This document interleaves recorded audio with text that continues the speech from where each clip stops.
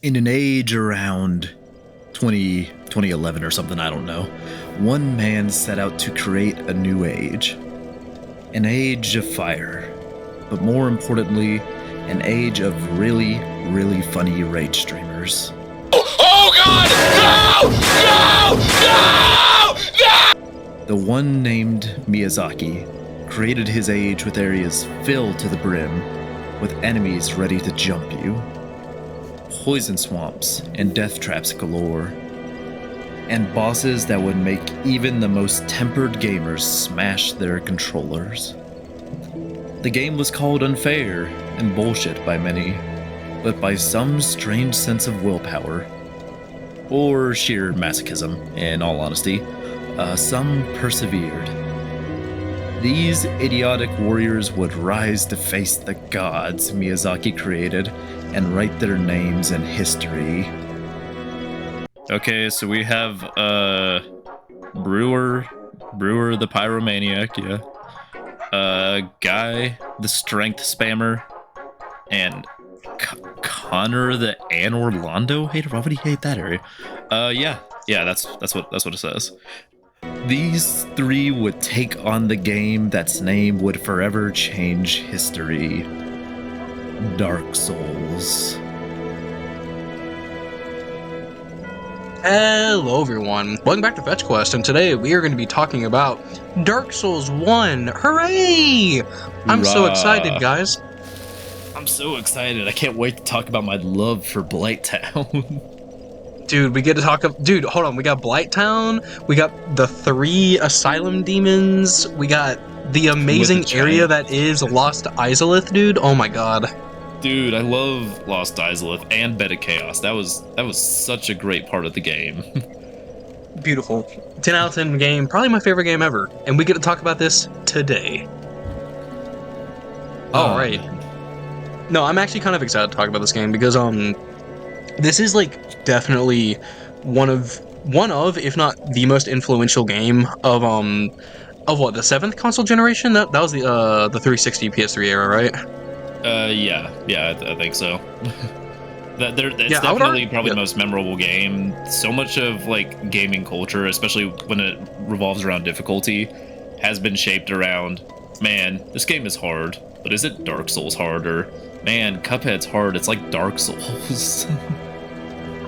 Okay, I hate that. I unironically hate that term because, like, by calling it the Dark Souls of something, you're basically just stripping away, like, I would say the nuance of, like, what makes a game difficult or why it's difficult. You get what I mean? Yeah, no, I definitely do agree with you. I was just saying that's been a part of the culture we've had, especially when it comes to gaming journalists and Cuphead. I think Elden is the Dark Souls of open world games. Really? Whoa. That's crazy. Dude. I would have never thought of that. Connor, You know what's really crazy about that? Yeah. What's up, bro? Oh no, I said Connor's a genius for saying that. He is a genius. Okay. And you know what's crazy about that? Dude, that game kind of is like Dark Souls, so it is the Dark Souls of open worlds. Holy shit. Oh my god. And we're about to have the Dark Souls of roguelikes? What? No, that's Balatro. Gold Stick Balatro. Gold Stick, yes. Changes a man. It does. But yeah, no, I'm excited to talk about Dark Souls 1 today. Before we get into everything, we should give a synopsis on what Dark Souls 1 is. Who would like to go first? Because you two have played it recently, so I'll let one of you two do it. What do you think, Connor? Would you like to? I don't care who goes. If you want me to go, I'll go. Guy, you pick your poison. Alright, I will choose Brewer. Cool. Wrong choice. I'm about to butcher one of your favorite games, guy. Oh god. Okay, but Dark Souls is a very interesting game. The game starts out with an epic prologue, as many of the Souls games do, and you learn about the Age of Fire, an age created by this dude named Gwyn, because before that there was literally nothing. It was pure darkness. You could not see a thing. The concept of light did not exist until this old dude with a flaming sword came in. And with said old dude with a flaming sword, he had many other cohorts that helped him build his Age of Fire, such as Sita of Scalus, the Witches of Chaos, the Pygmies, which you never see in the game, and then many others as well. And in Dark Souls, you are undead. You're a hollow. And in the game, the world has this weird state of death, because death in itself was only a concept once the Age of Fire came to begin. So, with the weird state the world's in, for reasons we will delve into later, you, the chosen undead, are tasked with taking on the lords of the land to eventually link the fire by a series of very frustrating areas and some difficult bosses. Classic Soulsborne agenda. Yep, getting your ass kicked. The best way to learn. Yeah, no, that's pretty much it though. As an undead, you are destined to link the fire and continue the Age of Fire in Gwyn's vision. So yeah, that's where we meet up with our character. Yeah, and when you're making your character, you have a couple of different choices. At the end of the day, it doesn't really matter too much what you choose, because a lot of your choice will be thrown out the window once you find, ooh, this cool weapon I'm gonna build towards. But you have a couple of different weapon choices. You have like some heavier weapons, like great swords and whatnot. You have basic sword and shield, and then you have hand axes. Then you have some sorcery, and my favorite, pyromancy, where you just literally hurl fire at your enemy. A lot of fun. You have a lot of different options to approach this very, very cruel world. True. No, that's kind of one of the best things about like the Souls games in general, is that like the build variety is so large. Even though like it's not Elden Ring large, don't get me wrong, but it's like, dude, even for like their second Souls game, Dark Souls 1, there's still a lot of shit you can do. Oh, How can it be their second Souls game if it starts with number 1, guy? You're so silly. Well, I'm glad you asked that, Connor, because Dark Souls 1 is meant to be a successor to their game that they released 2 years prior to it, Demon's Souls, for the PS3. They didn't have the rights to it because it was published by Sony, so they were like, okay, cool, we have a really good formula and we want to make a new game, so we're basically just going to make its sequel, but not really. Hence why it's called Dark Souls. I'm still happy they kept the souls in there, just to like yeah, fuck you, Sony. They just scribbled out everything but the D from demon, and then just put dark, and it's like, there we go. That's how we do it.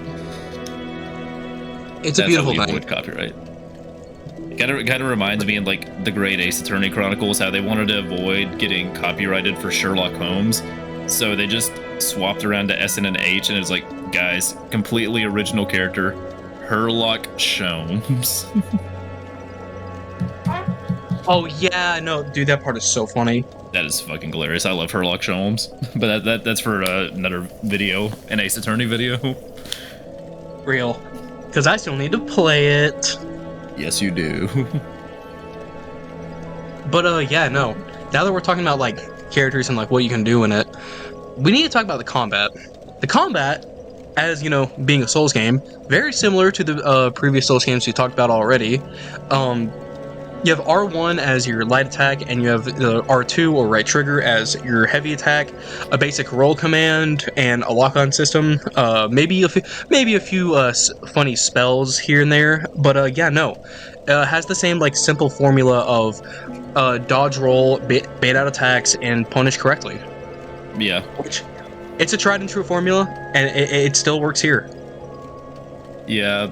Yeah, Dark Souls was very different than a lot of the other games that were coming out at the same time, because if we compare it to something like, let's say, Devil May Cry, where you're slinging demons to the air, keeping them in the air with bullets, and then comboing them with a lot of fast sword swings, you don't get that in Dark Souls 1. The Taurus demon jumps you, you slowly get up while groaning, and then you maybe dodge the next attack, and you poke him with the tiny sword you got at the beginning of the game. Okay. I'm really glad you brought up the groaning and stuff like that, because I cannot stop laughing during my playthrough, because every single time you get hit, the tarnish, it's so sensual. The tarnished for playing Elden Ring. Tarnished. Sorry, I'm at the Hollowed. I'm Elden Ring build. Oh my god, he doesn't know his soul's lore. Shut up. But Okay. I think it's Send him to Blighttown. I think it's really funny how every time you get hit, the character is just like is like so sensual with their like hit sounds. It's really funny. Oh. Oh. Yeah, literally every time. It's like, damn, maybe I should keep getting it if it feels this good. No, real. Hey, Honestly- the masochism is for the players, but also the character you control. It's fourth wall breaking. The character enjoys it too. It's how it becomes more immersive. He's just like me for real. Exactly. Oh god. That's why Yeah, I no. only play modded Dark Souls, where I have a choker on my guy. True. You would do that. Yeah, I would. But I've seen your Street Fighter 6 mods. I know you're worse. Oh You're my lord. The one tournament got called off. You wish. Yeah, getting back on topic though. Back to the combat. Yay! But yeah, no, it's slow, but like it's meant to be slow. But I will say this, this is important to note because of later releases. But basically, Dark Souls 1 and Dark Souls 2 run on a completely different engine compared to the rest of the modern day Souls games. And because of that, the combat and the speed of combat is completely changed. So like in Dark Souls 1, where, you know, a single sword swipe will take like a full second to actually perform, in like Dark Souls 3, you could do like 2 or 3 of them in like a single second. Like the general speed has increased, but also because of the different game engines, a different philosophy of combat was taken into account for each of the games. Like Dark Souls 3 is more focused on more dodging and whiff punishing bosses' attacks and remaining in their range. Meanwhile, Dark Souls 1 is more so like, hey, I'm gonna bait out this one attack, maybe roll, maybe block it, but basically it's just like wait for one really big hit and then just get one really big hit in and then go back and forth between this. Yeah, the roll doesn't have as many invincibility frames. So, like, if you played Elden Ring or, like, Dark Souls 3 before this one, it can be a bit hard to readjust just because you'll try to roll into an attack that you would have easily rolled through in Dark Souls 3, and then you proceed to get your shit slammed in. Just because it's a lot slower, the combat's a lot slower, and you have to be a lot more patient, I think. The game is, overall, I still think a lot easier than Dark Souls 3 and Elden Ring.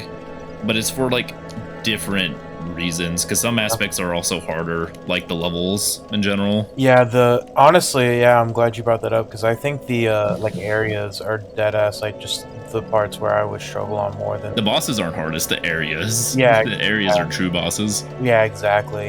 And that's not to say some of them aren't hard, because, you know, Ornstein and Smo, Bed of Chaos, like, they have hard bosses, but the bosses aren't hard because a lot of the bosses aren't hard because they're built to be hard.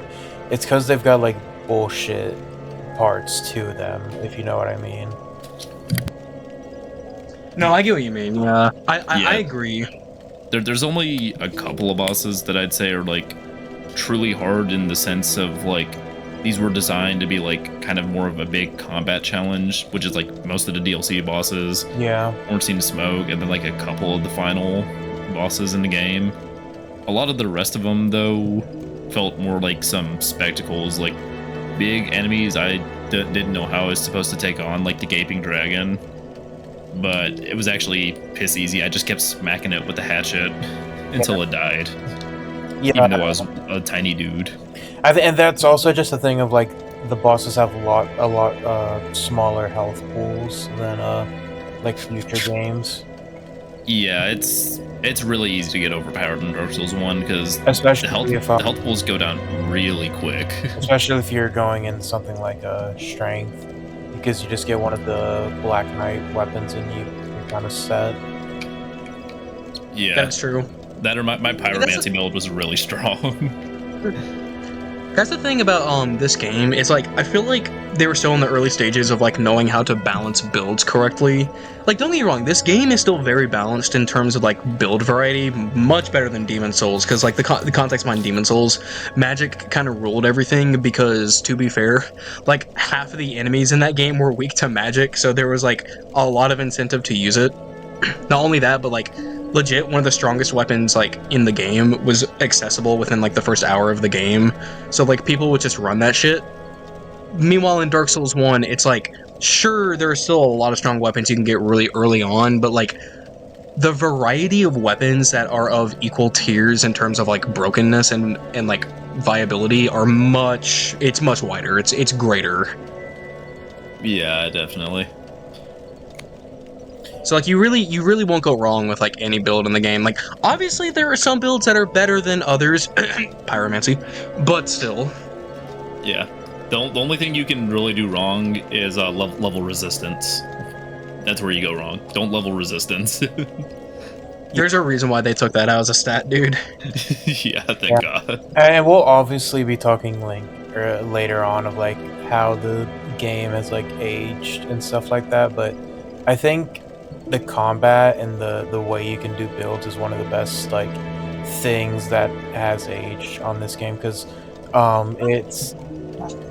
it's very like I'd say the game is like not balanced super well, but it's balanced pretty good for a lot of different builds. Yeah, well, that and it still has a lot of the aspects you see in later Souls games, especially like with stamina management. That's something you really have to keep your eye on in Dark Souls 1, because combat's a lot slower, your roll isn't as generous, so you tend to play a lot more careful with how you approach an area. Like, okay, there's probably an enemy around the corner about to jump me, so gotta be careful, make sure my stamina's full, and then position myself away, maybe not roll, but bait an attack like Guy was saying, and then do a heavy attack on the enemy. Yeah, I'm really glad, Guy, because like for context, like I was streaming like at least a lot of the latter half of me playing this game to Guy and stuff like that, and you told me to get this certain shield that would give me like stamina stuff and like that, like really. Oh yeah, the Grass Crest Shield. Yeah, Grass Crest Shield. That really helped. I am a Grass Crest Shield lover. Yeah, honestly, Guy, you did a lot for me that like actually made this game a lot easier than I think it would have been. Oh, don't get me wrong, I am a troll when I need to be, but when Souls games are brought up into the picture, I lock the fuck in. Yeah. Yeah, you are definitely a troll. You've earned that title. That's for our Dark Souls 3 video. Yeah, well, I did a little trolling to Connor as well with Gwendolyn, but that isn't nearly as extreme as the troll in Dark Souls 3 you can do. Wait, how'd you troll me with that? Remember, I was like, hey, shoot that person, you'll get a good item from him.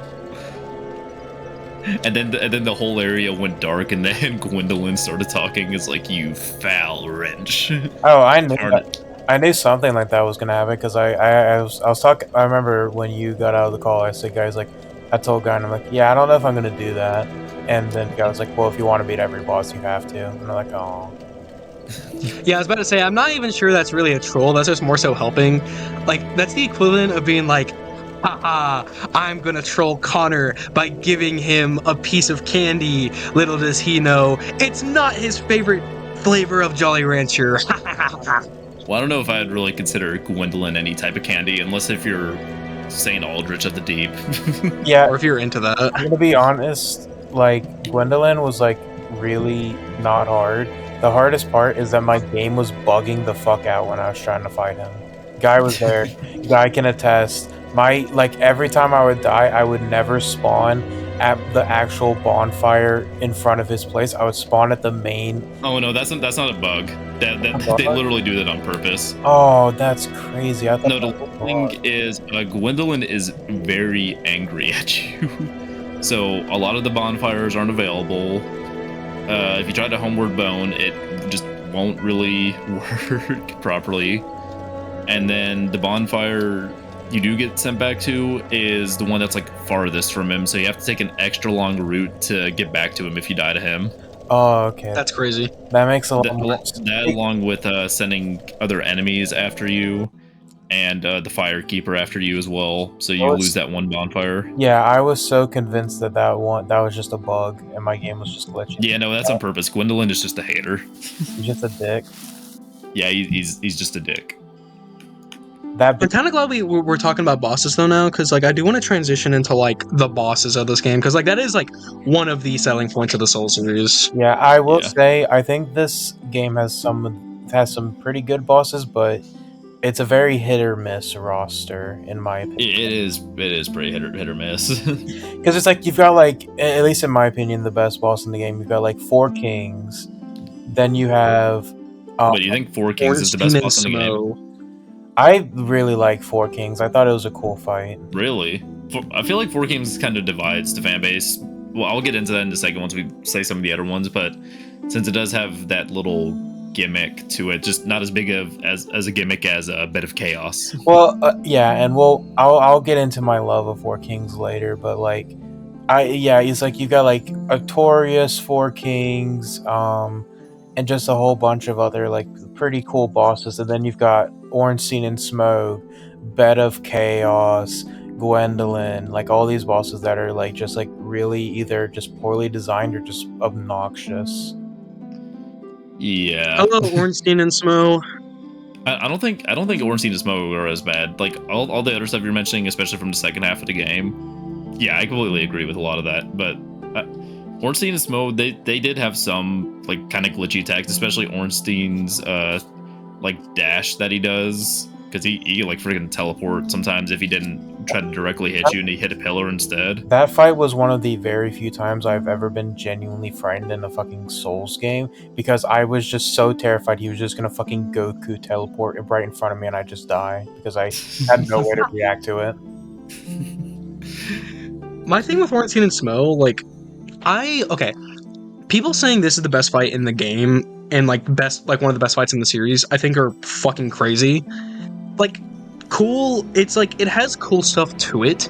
Like, I won't even lie, the second phase is actually like pretty fun, but like that first phase I think is just really egregious in the sense that like you have 2 really big beefed up enemies that don't have any like synchronism with one another, and they don't like time their attacks together. So basically a lot of times what will happen is that you're going to try and bait out one of them so that you can try and fight one of them, because how the fight works is that you have to kill one of them to activate the second phase. You cannot kill them at the same time. So you're going to try and be going for that same one over and over again.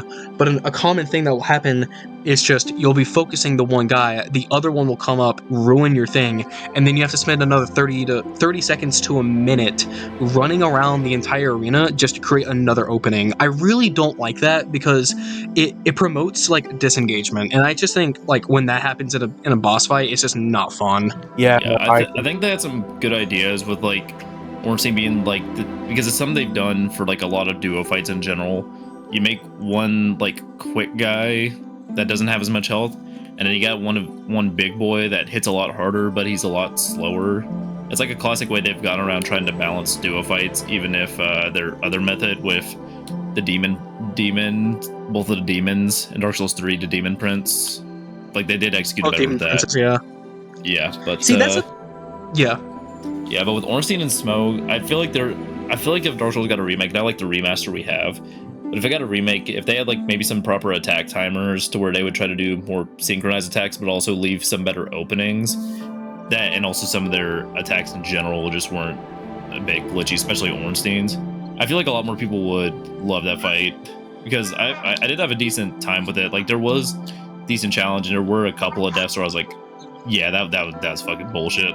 But I still enjoyed the fight at the end of the day, and I felt like it was a fun challenge. I'm proud of you that you had that experience. I wish I could have had that experience with that fight.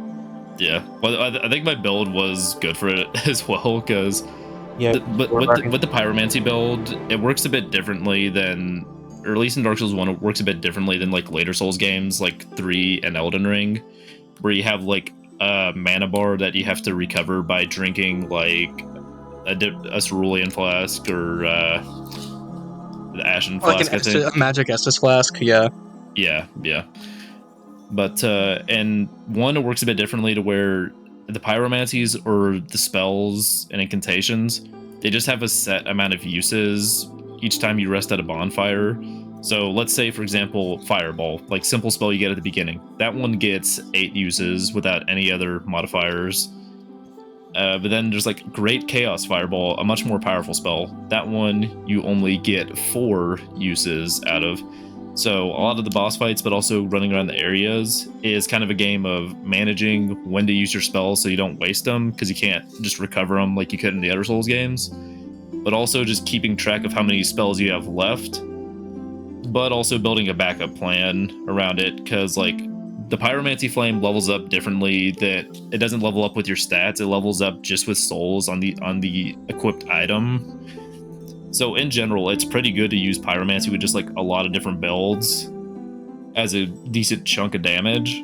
But you also still have your normal build. So what I did for Ornstein and Smoke, Ornstein was weak to fire, so I used fire to kill him really quickly. Smoke was weak to lightning, so I put a lightning infusement in my axe, and then I was doing really good chunks of damage to both of them, and that's how I conquered fight. Yeah, I was about to say your build was just built better towards that fight. I was just built different. Was also using the best build type in the game, but we're not gonna talk about that. Okay, I was about to say the exact same thing. Hey, well, I didn't know Pyromancy was the best. I remember I was like, hey, what build you do? Is like, yeah, I was like, hey, Pyromancy's pretty cool. I was like, cool, I want to try something different. Yeah, but because the previous Souls games I played, I literally just did melee builds. I never tried any like magic or flame hurling.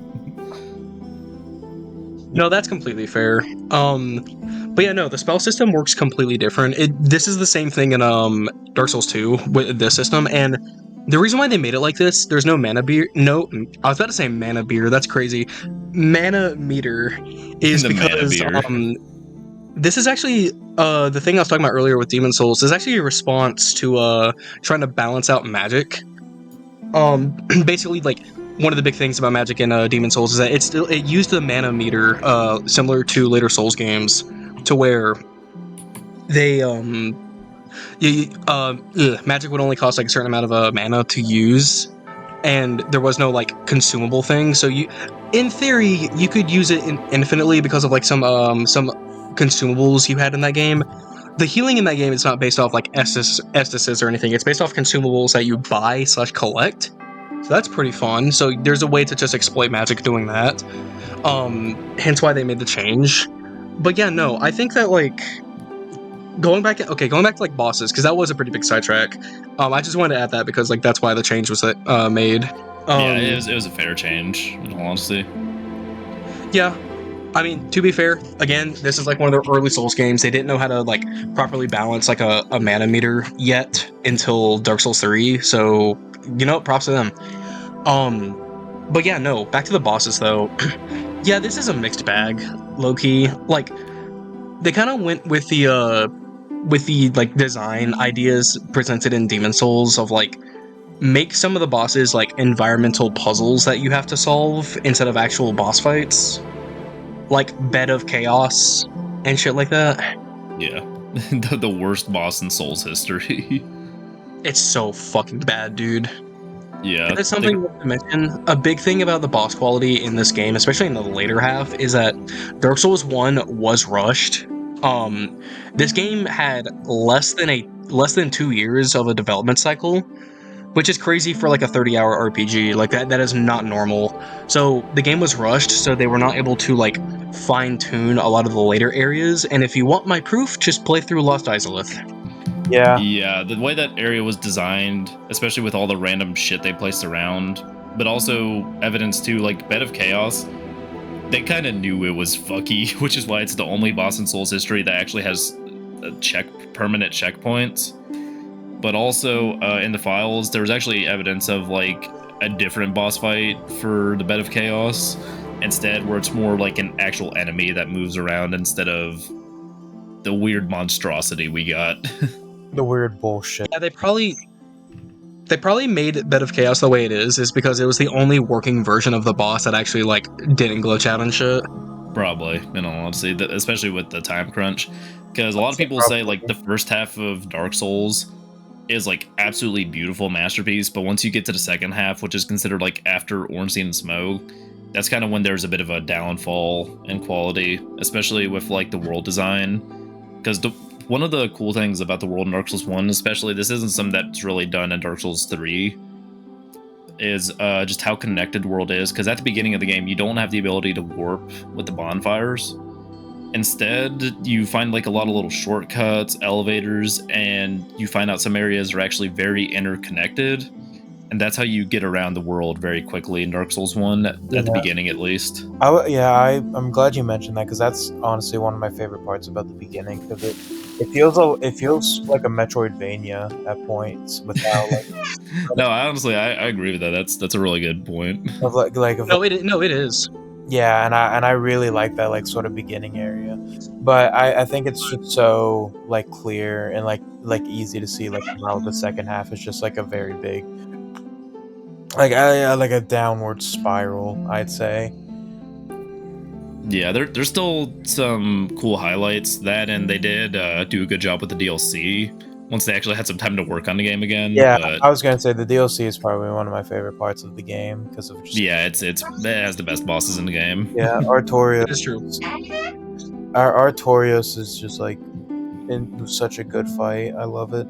He's also just such a raw character in general. True. His story, but also just his aura per se.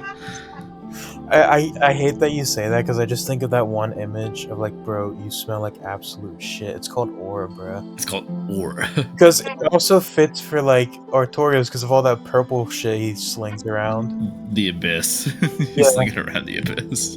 It's called the Abyss, bruh.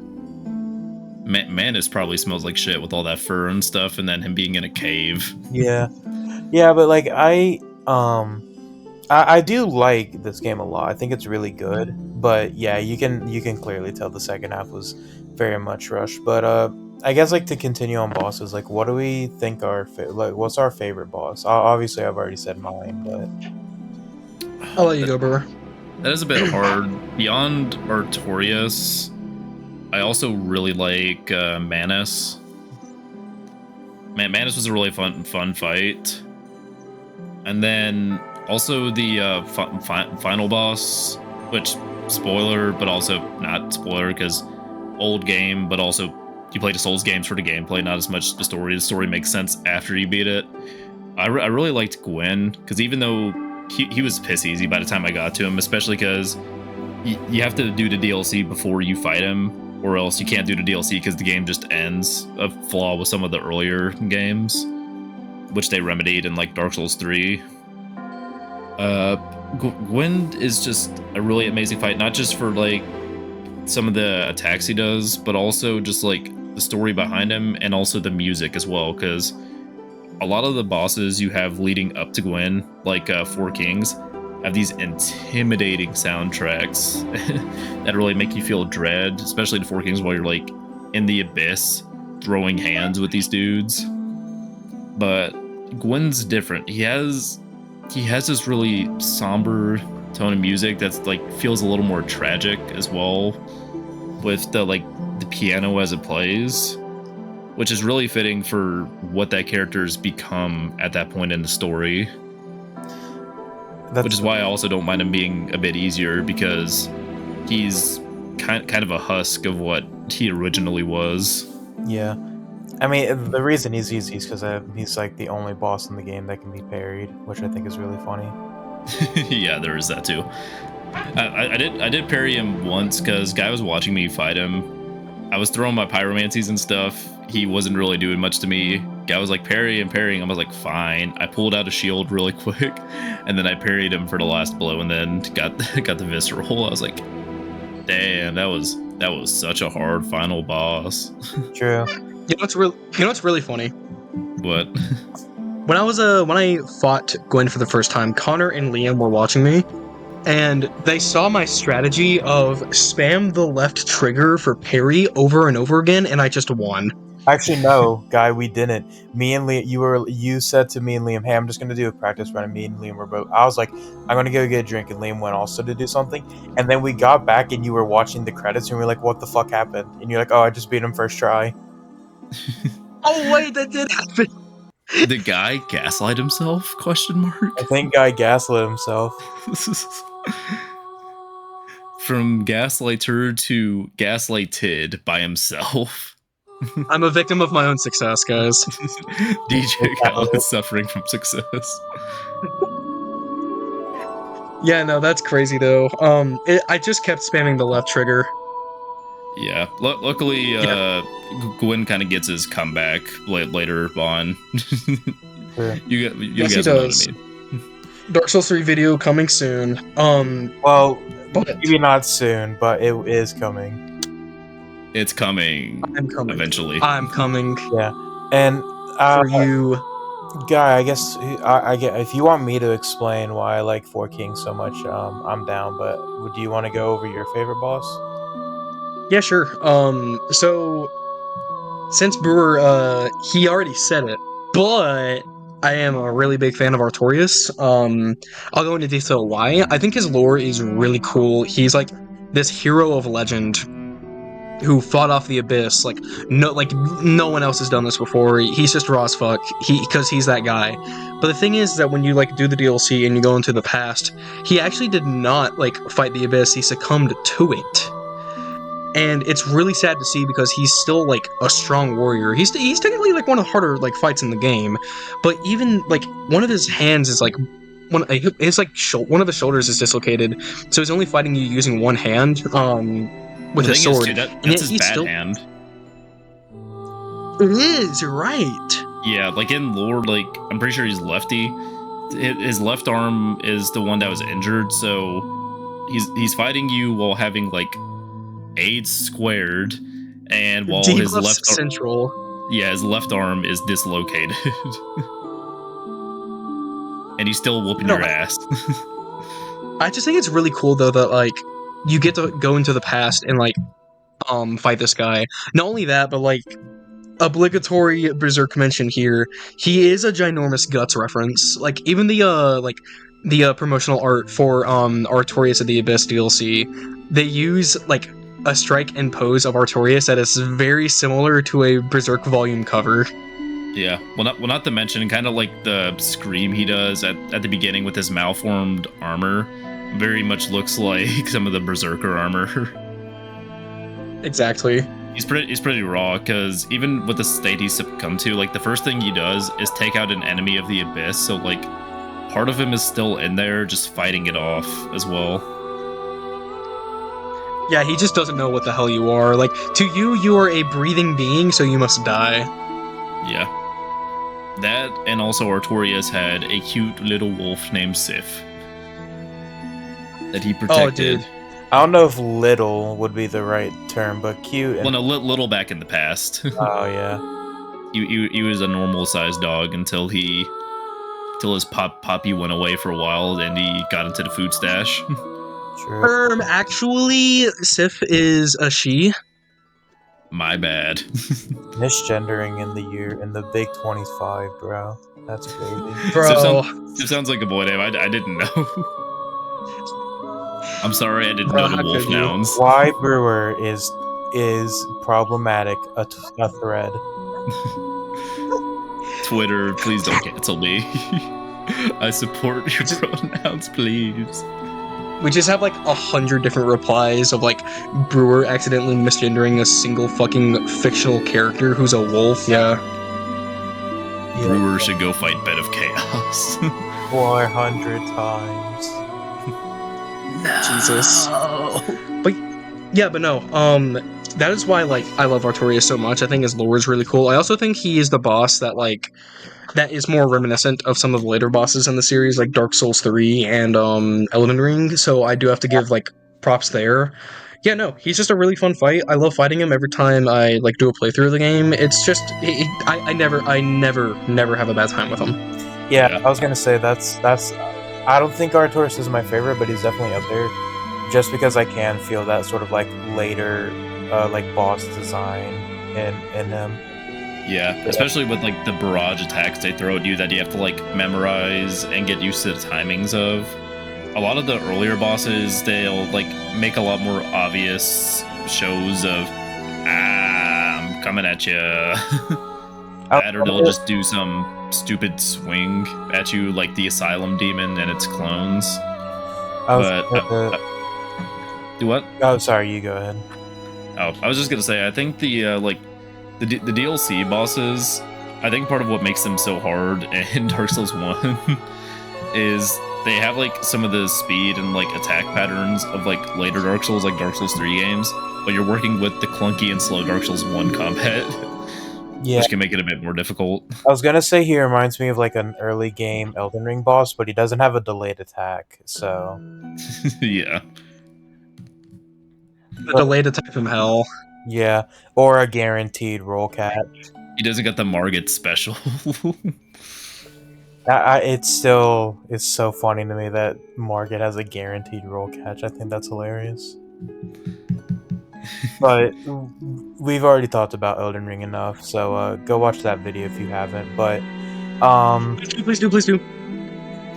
but as I said before, my favorite boss is Four Kings, which I actually did not know this was a decisive like fight in the community, but honestly thinking back on it, I can see how it is.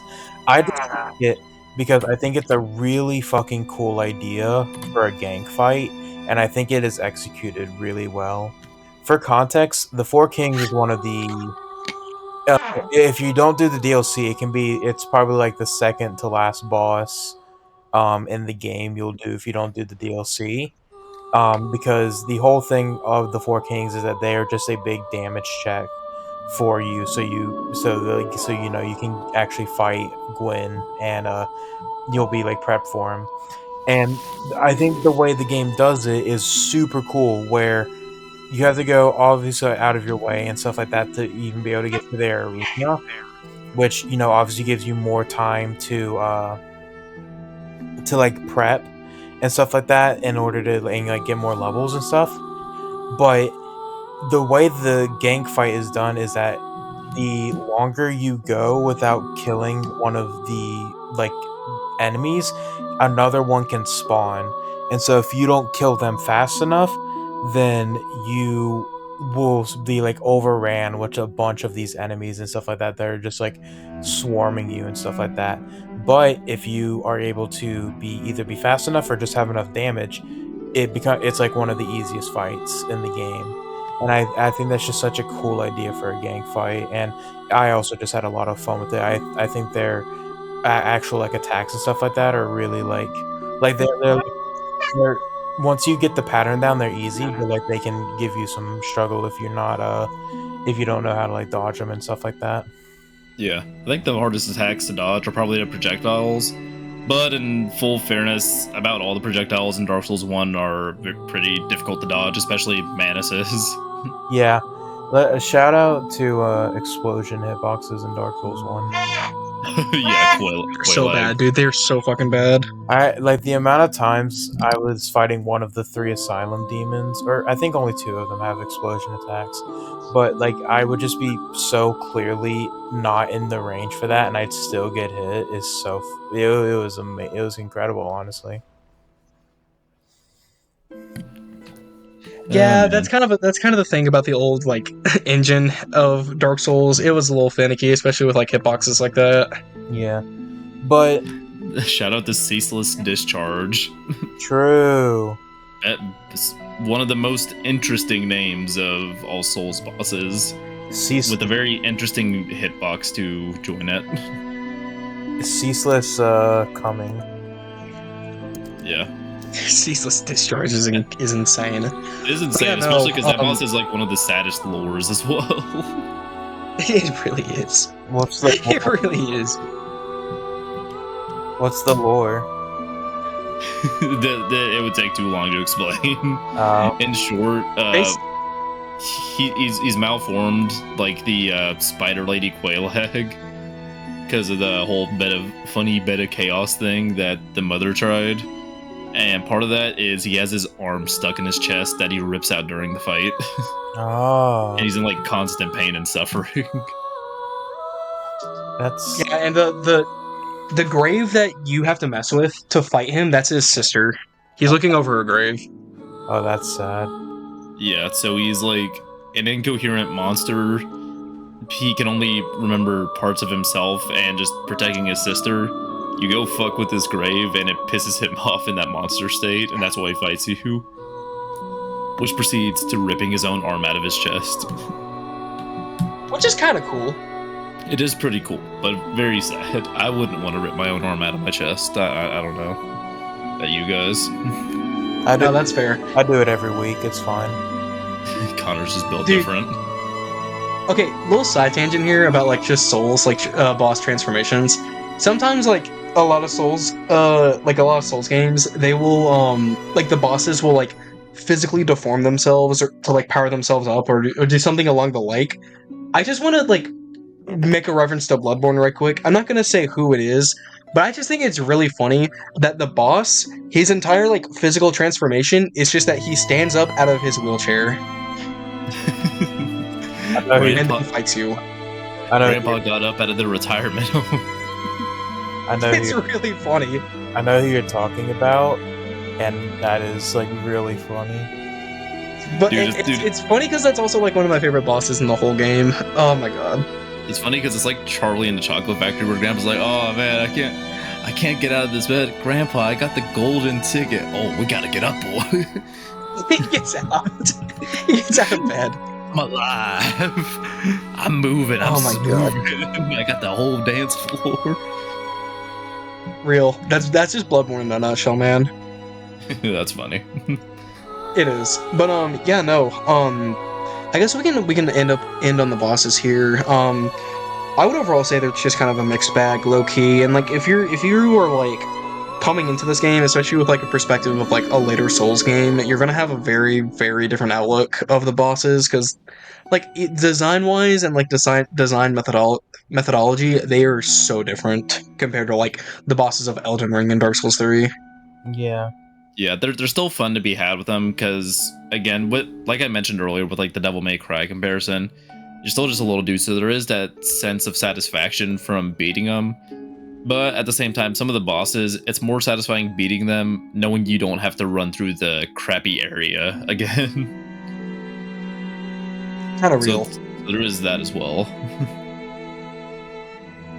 That is true. That is true.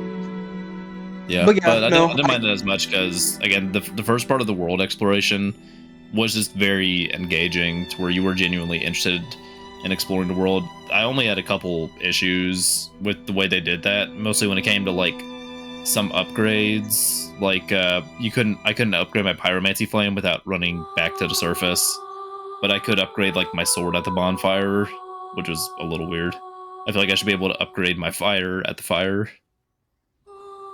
No, you're. Yeah. What's up, Connor? I just said no, you're wrong. Nah, I should have gone to the frozen tundra instead. Yeah, exactly. Fuck Crazy. me, I guess. I was just gonna say, I like going back to what you said earlier, Connor, like saying how the game is like a Metroidvania. Yeah, it really is, and honestly, like I'm all for it. Like the way they like did the world, especially in the first half, is just so engaging and so good that like it is a real big shame that like the later half of the game is just like it's very one note in terms of like it's linear. Like obviously there are still paths that you can take that is different. In a sense it's not linear, but like the areas themselves are, if that makes sense. Yeah, I do get what you mean, especially because like it's a very linear path to get to them as well. There isn't that cool interconnectivity. It's oh, this place was locked, but now you can go to it. That in the areas themselves, like especially Lost Izalith and Tomb of the Giants, were just not very well designed. I think the only one I really enjoyed was the one for Seif Discalis, the Grand Archives. That was actually kind of a fun area to explore, and visually it looked very pleasing as well. All the other areas, though, and all the runbacks for some of those bosses. Yeah, It's kind of crazy because like I do think some of the areas are not the best, but then I do think there are some good areas like the Duke's Archives. Yeah, Deuce Archives. I think it's pretty good. Yeah, no, I was just saying that's I really enjoyed that area. Felt like it's very well designed. Yeah. All right. Now, here's one thing I want to talk about. Probably for like a little mini section. But how do you guys think? What are yours? What do you think about the DLC? I think it's good. Very good. I mean, we talked about it earlier. Just like some of our favorite bosses are from it, like Artorias and Manus. Black Dragon Calamite was very fun as well. Overall, just a very solid DLC. It is just very interesting though, the way they make you access said DLC. Yeah, I think that's the worst part of it is just how many like loopholes you have to go through in order to get to it. Yeah, because it sounds like a playground conspiracy rumor. It's like, okay, guys, so if you kill the Hydra, then you go behind the waterfall, you'll find this golden little golem. Kill it, and some lady will be hiding inside it. Talk to her. Go to this random area in the Duke's Archives. Take out this one random golem, even though there's a bunch of different ones there. I'll give you a pendant. Go back and you'll teleport through a portal. Yeah, it's Like that sounds like something I would hear on Nintendo Powers on April Fools. no, like unironically, it's really funny. I remember Like, get a level 100 Dragonite if you want to evolve it into Yoshi. yeah, exactly. I just think it's funny. It is pretty funny. It's funny, but it's also like most of the DLCs kind of have that. I'm not gonna lie. Like in Bloodborne, to access its DLC, you have to fucking Oh my god, you have to find a random rock in the main hub, and then you have to go outside of a cathedral to a random ass area, like near graves, to be picked up by an invisible monster and then die to it. Then you'll get sent to the DLC. I'm not looking forward to when we have to talk about the Dark Souls 2 DLC, considering there's fucking 3 of them. Real. That's implying that guy's gonna play Dark Souls 2 or finish it. I will finish it We'll one make day. him. That game is just very frustrating to play. Yeah, I thought the Dark Souls 1 runbacks were bad with Nito. Dark Souls 2 is gonna take it out of me, man. Dog, it's so bad. Like, I know you've seen the videos of like that one ice tiger and like the ice video, like the ice area. Yes, dude, that's real. That they are not joking. That is a real fucking run back, man. Yeah, that and the Smelter Demon as well. Oh my god. Yeah, but I think we should not talk about Dark Souls 2 because that game is a game. And we should talk about like something I alluded to earlier of like how this game has aged as time goes on. Because I think, at least in my opinion, I think there are some things of it that have aged really well and some things that have not. No, Yes, definitely. very much so. I guess I'll go first of like something I think that has aged incredibly well is like the actual like visuals of the game. Obviously, it's no Elden Ring, but I still think this game looks like really good and like really pretty for like a 2011 game. Well, that and even for like some of the rougher textures, the areas like are just so well designed, like layout wise, that it's still really pleasing to the eye. Like Firelink Shrine is very iconic for a reason. Yeah, I remember I was in Sense Fortress and I like looked out over a ledge and it was just like a really good and pretty view. And like the entrance to Anne Orlando is also great. Yeah, no, an introduction of Van Orlando is absolutely amazing. Yeah, obviously like I think the combat for the most part has aged pretty well. There are some things like you can't sprint when you're locked on, and when you're locked on you can only dodge 4 directions, which I think is very weird. It's so silly. Yeah, It's, that and the jumping in general. yeah. There are just a lot of other things that like have aged like not like aged poorly, like little small things. Like one, this game actually has a durability system, which isn't the worst, but it's definitely a system. It's there. Yeah, it's a system. Um, And You, then, you usually won't have to repair it until you go against one enemy that has like some corroding effect on weapons, and then you're wondering why your axe is only doing like 2 points of damage. yeah, and then like I think that aged pretty poorly. Oh, there was something else I was thinking of. Maybe the music. No, Like the music aged really well. yeah, no. The music is really good, yeah. I was thinking of something else that aged poorly, but the music is definitely something really like great. Oh wait, I remember. Like the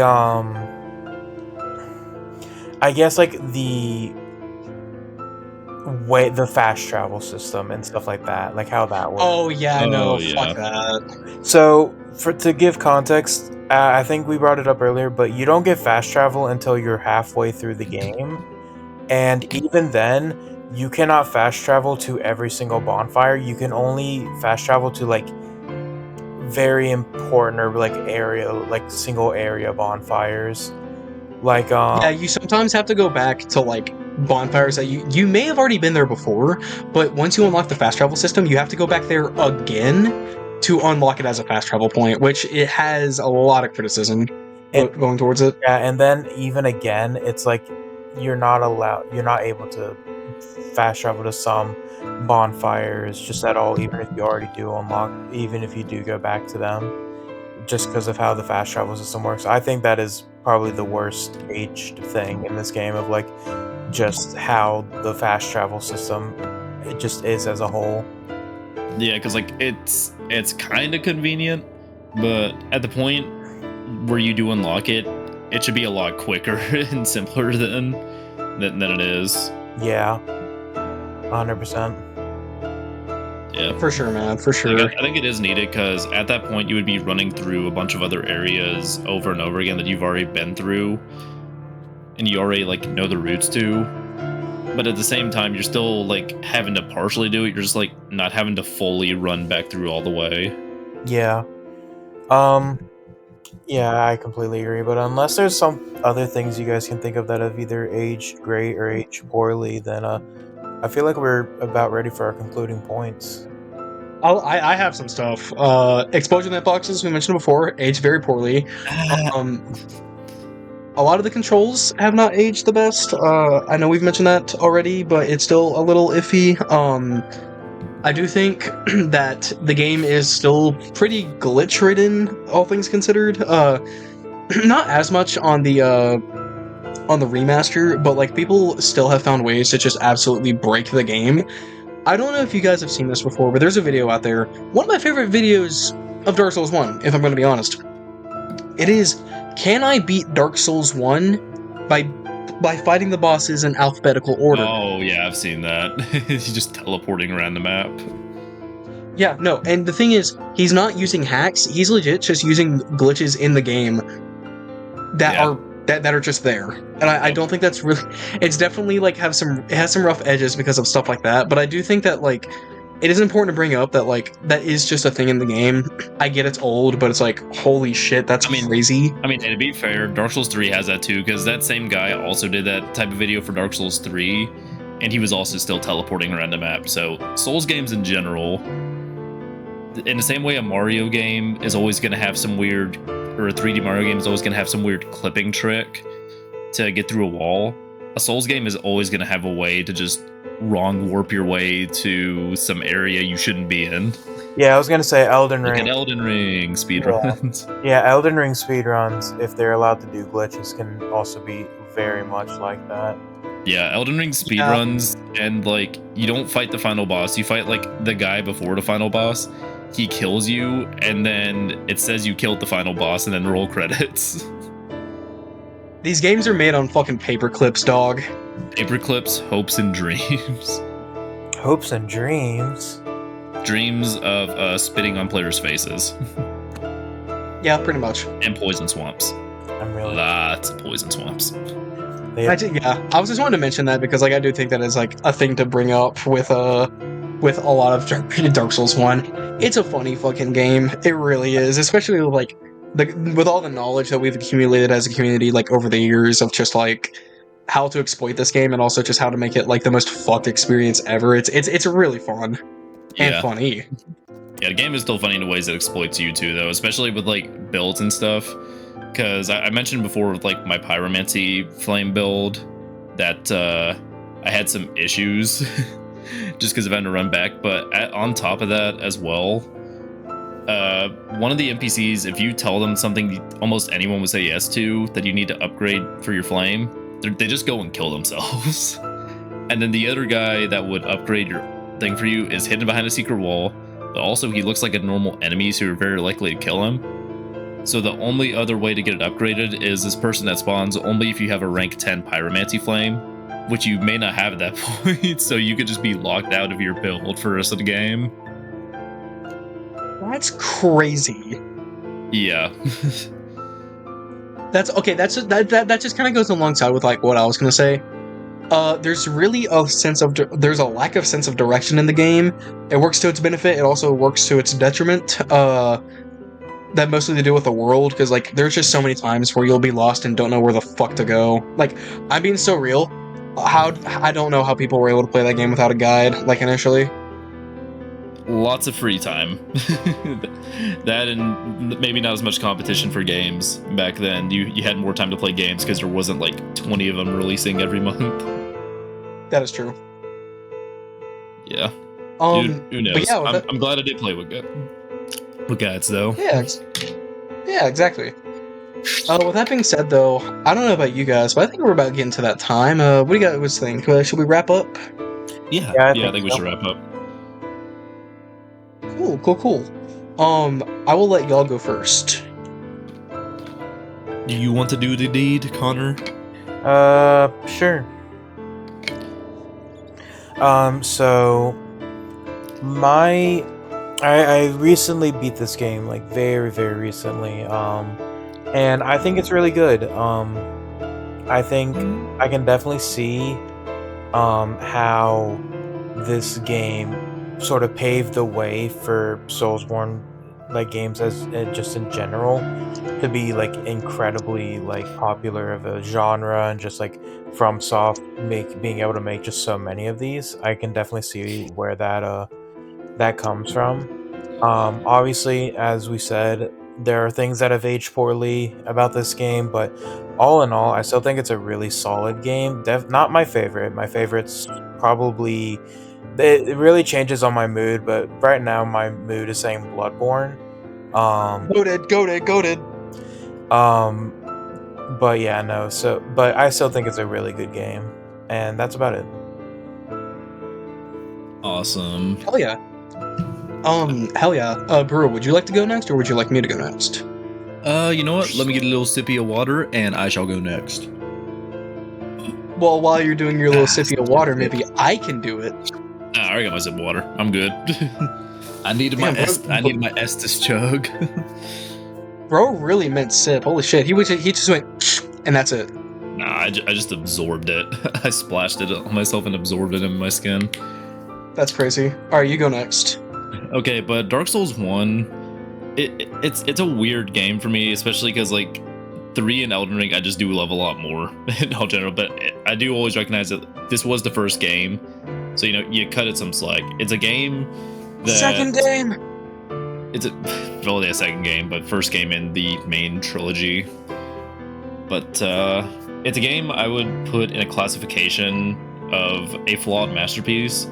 A game where any masterpiece in general for me, no game is perfect, but if a game sets out on a mission for some form of enjoyment and some form of entertainment for the player, or some art direction, some story it wants you to experience, and it achieves all those goals, I think even with those flaws, it's a masterpiece. And Dark Souls 1 is that case for me, but the reason I specifically called it a flawed masterpiece is it has some very jarring flaws, especially with the second half and some areas like Lost Izalith with Bed of Chaos, and then like Tomb of the Giants. But even then, there's still some magic that these Souls games have, especially with Dark Souls 1, that keeps you wanting to come back to it. It is frustrating, it is sometimes tedious. It does sometimes make you want to throw your controller and to curse at a developer for adding a poison swamp into the game. But at the same time, that's what makes it so satisfying to get through these games. I can say I conquered Blighttown, I conquered Lost Islet and Bed of Chaos. I conquered the very well-designed hard bosses in the DLC. That's what makes these games so satisfying. They have that special magic to them that a lot of other games just haven't replicated. And along with that, just I love the music in these games, especially Gwen's theme as well. I like a lot of the lore around the series. I feel like the world's always very well developed. It has a lot of charm to it as well that keeps you very engaged and gets you hyped up for the next big boss. And then I very much enjoyed the combat as well, even if it felt a bit clunkier than the games I'm used to. It's still it's the core combat that keeps me coming back, even when it's in that clunky state of you dodge and you hit, and the game's a lot of fun. But yeah, I think those are my thoughts on the game. It's flawed, but I would still be damned not to call it a masterpiece, because it still just has a special magic to it that many games have a hard time replicating. Yeah, no, that's completely fair, man. Sharing in your thoughts with that, I do think the game is also like really good in a sense of like what it sets out to do. It sets out really well, but I do think the game is just more flawed than I'd like it to be in terms of like. If I were to call it one of my favorite games, I wouldn't call it one of my favorite games, but like this is a game I very much enjoy and I had a great time with. I will say this. Dark Souls 1, I am so glad I was able to play it. It is on every modern platform for like $40 or less. It's a great time. It's dated. Don't get me wrong, it is dated. This is their second Souls game. FromSoft was still feeling it a little bit with what they were trying to do with the series, but I do think investing yourself into this series, even through any point like in the series, whether it's Dark Souls, Elden Ring, etc., it's just so worth to do, and it's so worth to play all of them just to get like the perspective of like where they came from and where they went. I will say this is probably the third worst game out in like the Soul series, like the FromSoft Soul series, that is. But that's really not bad. That's not a bad thing like at all, because like that's like saying it's better than Dark Souls 2 and better than Demon Souls in my opinion. Like that's not bad. You know what I mean? Yeah. But I do think I think you owe it to yourself if you're a fan of like RPGs, fan of action games. If you're just a fan of like a sense of adventure, I want to say you owe it to yourself to play Dark Souls 1. You may not enjoy it as much as some of the other Souls games, but seeing it as like a period piece in gaming is a very important thing to me in terms of like playing and enjoying it. Yeah. Those are some great points. It's a very influential game. A lot of games have been inspired by it. That, and even if they don't try to directly take some parts of its combat or story, they take a lot of its design philosophy into effect. So it's a game that's very important for the industry. It is. Like, dude, without this game, we would not have Elden Ring. Like, the like, people have, like, I don't entirely agree with this, but, like, people have called it, like, the modern day Ocarina of Time, like, in terms of, like, influence and the amount of people who've played it, which, like, fair enough, you know? I mean, I do think recently they said it sold 30 million copies, so... Oh, damn. Yeah, it's got some pull. Now the real question is... It's got a spin-off roguelike as well. Oh, that's coming out soon. But here's the question, though. Dark Souls 1 used to be referred to as FromSoft's magnum opus. But now that Elden Ring's out, ooh, what is it? And I'm guessing guys' answer is still Bloodborne. Yes, because Bloodborne is the greatest game of all time, and it's so much better than all the other Souls games, because Dark Souls 1 fucking sucks, Elden Ring fucking sucks, but Bloodborne is the only good game in the series. But yeah, if you like this kind of content and you want to see more of it, please Hit that like and subscribe button for more content like this in the future. Leave a comment down below telling us your experience with Dark Souls 1, or what your favorite boss in the Souls series is. But with that being said, guys, thank you so much for watching today's episode. We've been FetchQuest, and this has been our episode on Dark Souls 1. See you later! Goodbye. Bye, everybody.